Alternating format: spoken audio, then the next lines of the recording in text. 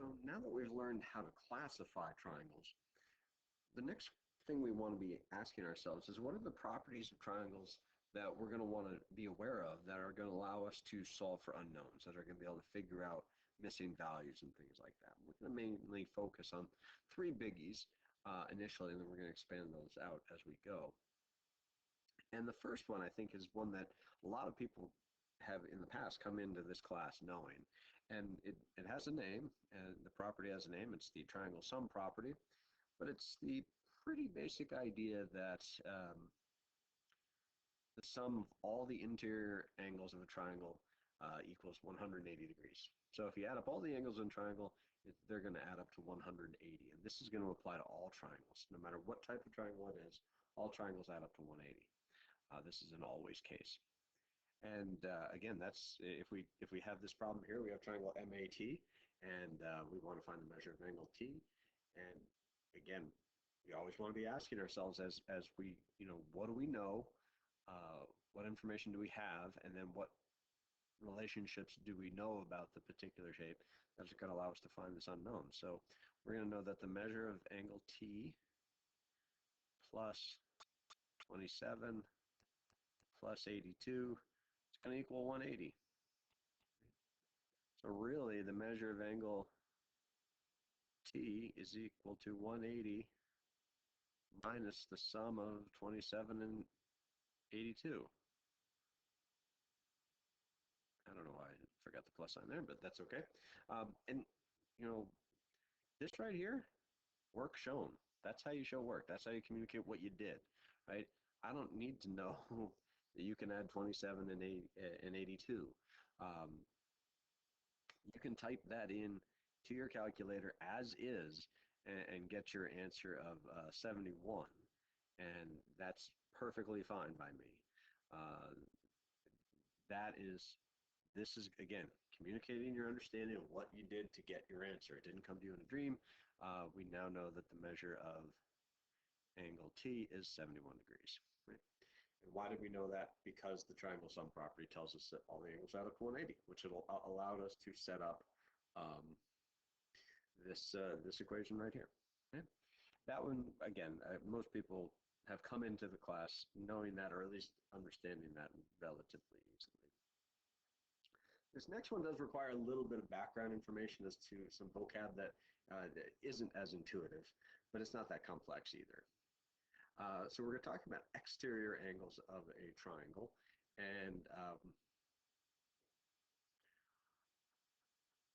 when we're talking about an exterior angle of a triangle, it's any angle that forms a linear pair with an interior angle of a triangle. So it's obviously outside the triangle, but it shares a side and a vertex with one of the angles of the triangle. When you have an exterior angle, you also have a remote interior angle, which is basically any angle that does not form a linear pair with an exterior angle. I think the diagram here will help. It will be easier to see. Like angle 4 here is the exterior angle because it forms a linear pair with angle 3, which is a triangle angle in the triangle. Angles 1 and 2 are interior angles of the triangle that are not forming the linear pair with angle 4. So that is that's why they are remote interior angles. Any two angles could be a remote interior angle depending on which exterior angle you're talking about. So it's not like, oh, those are always the ones. No, if we extended it out here and put angle 5, right? Angle 5 would be our exterior, and 2 and 3 would have been our remote interior. Right? So it's all kind of relative. Now, so if we take this idea here that we already know, two ideas that we already know about, right? If we took angle 1 plus angle 2 plus angle 3, right? In this figure over here, we know that's going to equal to 180 because of that's what we talked about in the first slide, the triangle sum property. So we know that angle 1, angle 2, angle 3 add up to 180. We also know that angle 3 and angle 4 also add up to 180 because they're a linear pair, and linear pairs add up to 180. They're supplementary. So if we know that this statement, angle 1 plus angle 2 plus angle 3 is equal to 180, and angle 3 plus angle 4 is equal to 180, they must be equal to each other.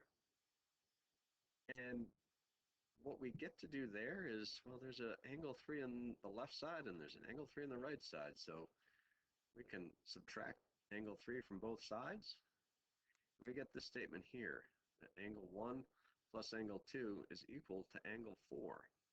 Or in other words, the remote interior angles add up to the sum of add up to the exterior angle. And that's the exterior angle property. So the measure of an exterior angle of a triangle is equal to the sum of its remote interior angles. Because, and this is one that,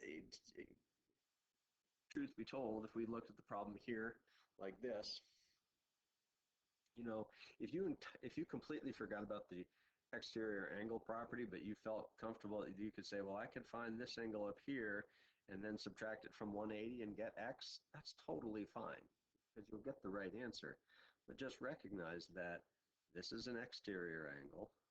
We have the measures of the remote interior angles.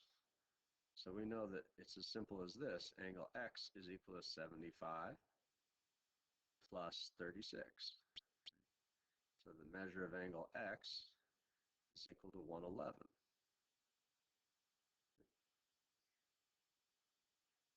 It's really just a matter of recognizing when you have an exterior angle and the remote interior angles that go with it. And then the last property that we're going to talk about is the isosceles triangle property. If we recall from our classification lecture, that an isosceles triangle is any triangle that has at least two congruent sides, but we're going to focus on the ones that have exactly two congruent sides for this. So if you've got, going the wrong way, if two sides of a triangle are congruent, then the two angles opposite those sides are also congruent. Or in other words, the base angles of an isosceles triangle are going to be congruent. We have, just as a reminder, when we have an isosceles triangle that might look like this, these angles here, it's got triangle ABC. Angle A is the vertex because it's formed by the congruent sides, and B and C are the base angles because they're not the vertex angles. It has nothing to do with the fact that they're the bottom. They're not the vertex angles. But we can always say that angle B is congruent to angle C. So if we look at this problem here, the only thing you want to be careful of is identifying what you have and what information you're looking for. We want to find the measure of angle x, which happens to be the vertex angle. And we're given one of the base angles. That's fortunate because we couldn't have done it otherwise. So if we know this is 57 degrees and these two sides are congruent, which is what those little marks are telling us, we can say that this is 57. And then it becomes a triangle sum problem. Then we can look at it and set it up as x plus 57 plus 57 is equal to 180. So x is really going to equal 180 minus 57 times 2. If you want to write it like that, or you can write it out. It doesn't matter. So 57 times 2 is 114. And so that's going to be 66. 180 minus 114. 66 degrees. So hopefully these properties aren't too tricky. We're going to get plenty of practice on these. And please let me know if you have any questions. And I hope this helped.